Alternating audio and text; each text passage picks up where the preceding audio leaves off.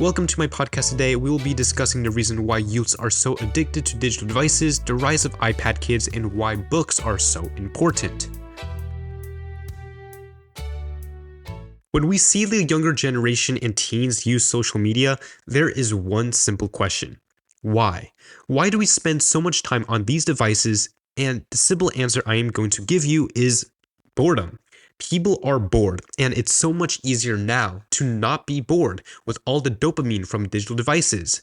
In contrast, back then, without social media or any devices, like your phone and computers, you simply just needed to be bored or find other things to do.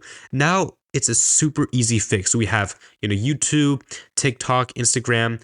I saw a little kid from my school the other day playing with a Nintendo Switch. You probably have seen an iPad kid yourself.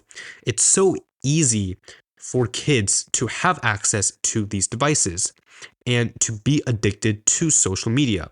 I've been a victim of this. When you think you don't look at your phone a lot, but you actually do, and when you check your screen time, it amounts to 6, 7, 8 hours per day.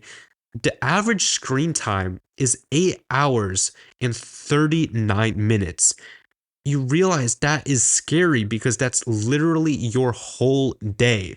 A key finding from the FTC says that among 0 to 8-year-olds as a whole, a quarter of all screen time is spent with these digital devices. And among all children who have used a computer, the average age at first use, take a wild guess, was just 3.5 years old. Can you imagine just a kid 3.5 years old using a computer? They should be learning their ABCs and learn how to talk, not using a computer, which is absolutely crazy how they even have the access to the computer at just 3.5 years of age. And this is significant because this is shortening our attention span. Kids have the shortest attention span, and TikTok is just going to make it shorter. Now, I think one way we can solve this is with books. When I was a kid, I wasn't allowed to play any video games. I spent most of my time just reading books. And in elementary school, while other kids were playing Minecraft and Fortnite, I just spent most of my time reading.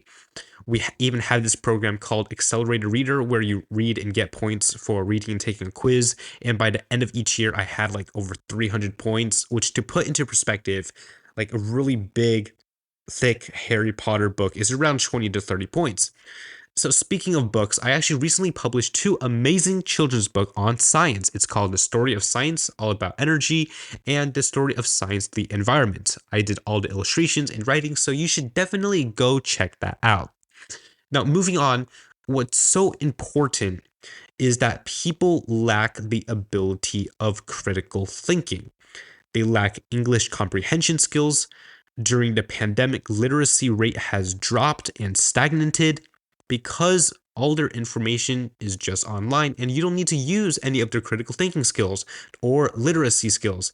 This is very problematic, especially when you are starting at a very young age, like 8 years old.